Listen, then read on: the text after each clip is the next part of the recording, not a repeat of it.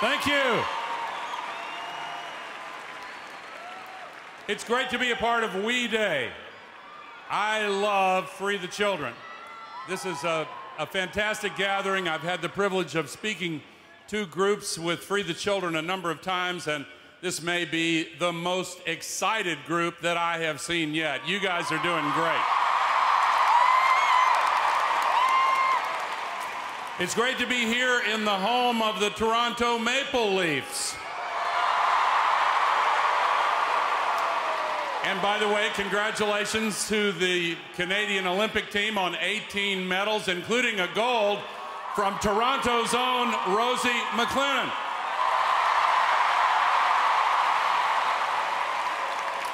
Now, I have to tell you, I'm a basketball fan, and my favorite player ever was Michael Jordan from the Chicago Bulls. And one time, he scored 68 points in one game. It was unbelievable. And one of the sports writers after the game interviewed a rookie who was playing in his first season. He scored 1 point. And he asked this rookie, what's your reaction to the game tonight? And he said, I will always remember this as the time when Michael Jordan and I combined for 69 points.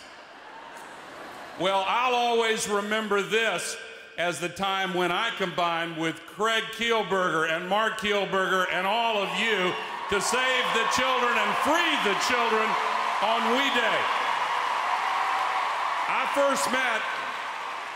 first met Mark when he was 12 years old, and Craig came along with him. I was vice president. He came down to Washington, D.C., and I was amazed at the spirit of his commitment to making the world a better place. I was inspired by that, and I'm so happy to see how that spirit has spread and how you have an opportunity now to be a part of the Free the Children organization.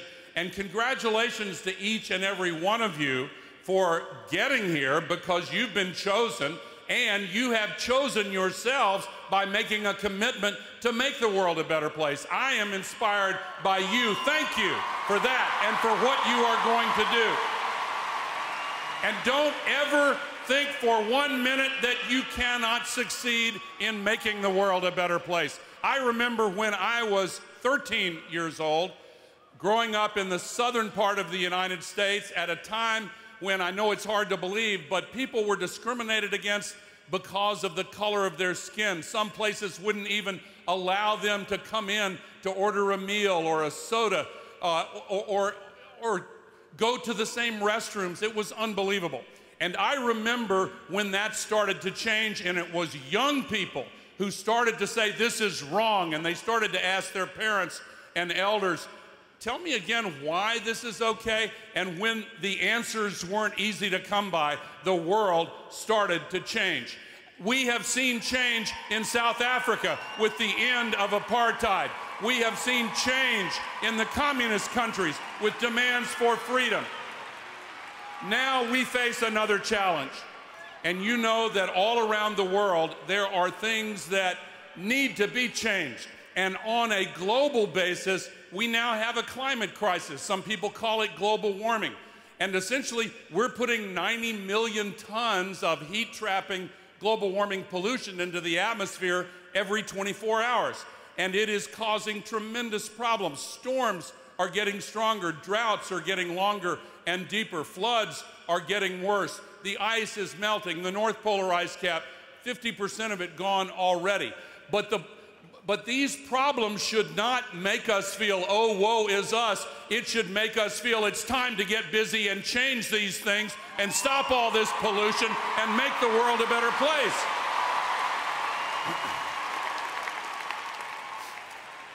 Now, Free the Children has a special focus on water. And let me say just a few words about this. You have learned, some of you will learn in school about the water cycle.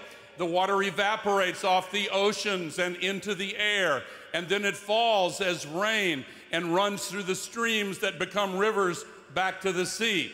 One of the things that global warming is doing is heating up the oceans so the evaporation increases. And when you heat up the air holds more water. If you take a hot shower, the the mirror over the sink may steam up. If you take a cold shower, it doesn't.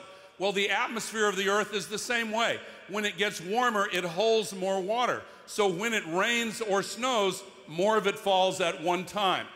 This is causing problems in many places in the world that depend on the natural cycle for the availability of drinking water and water for agriculture and water for all of our needs. So we need to solve global warming, and we also need to stop taking too much water from the ground in areas where it cannot be sustained at the rate that it's being pulled out.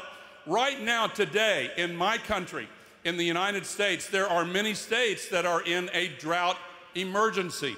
A couple of years ago, Russia had a record drought that led to record fires, and that hurt the harvest, and then food prices went up around the world. We are also seeing floods like the one in Pakistan that displaced 20 million people, further destabilizing a nuclear-armed country. These challenges will get worse until we get busy. They will threaten our future until we decide to save our future. And as I said before, do not doubt that you have the ability to make this world a better place by getting involved and becoming committed and taking action locally and globally through Free the Children. I want to tell you another story from when I was 12, 13 years old. I was inspired by a former president of my country, John F. Kennedy. He issued a challenge to put a person on the moon and bring him back safely within 10 years. I thought that was so cool. And yet I heard many older people in that day and time speak up and say, oh, that was a mistake for him to make that commitment. It would cost so much money and it's so hard. It's never been done before. We shouldn't even try something like that.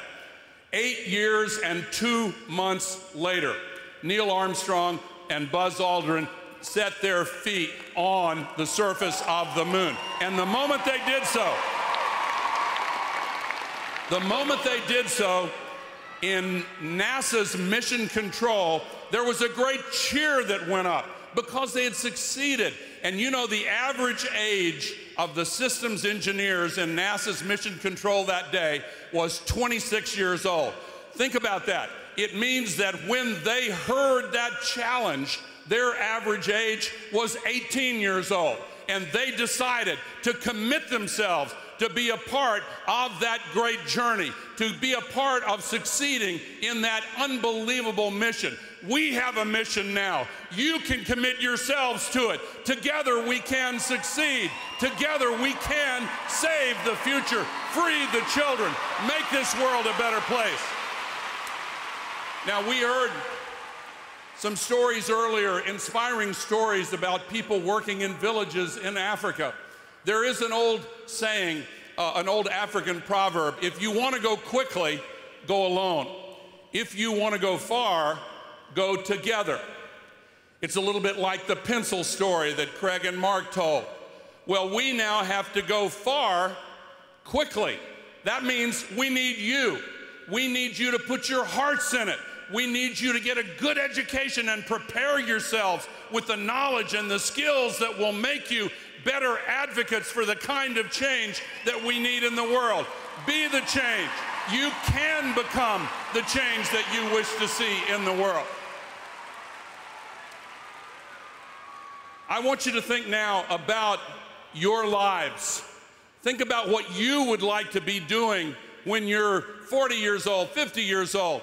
Think about what you would like to be remembered for. Think about what you would like to pass on to the children and grandchildren that, God willing, you will have. The kind of world they experience will depend upon the kinds of actions and commitments that we make now in our lives. If we looked forward all the way into the future, those who inherit the results of our actions will one day ask one of two questions. If they look around them and see that the ice cap is gone and the sea levels have risen and the floods are even worse and the droughts are worse and the food and water are in short supply and people are suffering, and they look around and they ask themselves, why didn't they do something to stop this at the beginning of the 21st century? Didn't they care? Did they think that we weren't going to live with the results of what they did? But if they look around them and they see solar energy and wind energy and energy efficiency and much more efficient technologies and conservation and new designs for buildings and cities and millions of new jobs with people having hope in their hearts that the world is constantly getting to be a better place, I want them to look back and ask the question, how did they rise up to make this world a better place? How did they find the commitment in their hearts to do what was necessary to save the future? We have everything we need to create that kind of future. We have the technologies, we have the tools. The only thing that we don't have, but could have, is the will to act. The will to act is a renewable resource. It lives in your heart. Wake it up into others. Go back to your schools, get them involved. Let's free the children and save the future and rise up to make this world what it should be. God bless you. Free the children.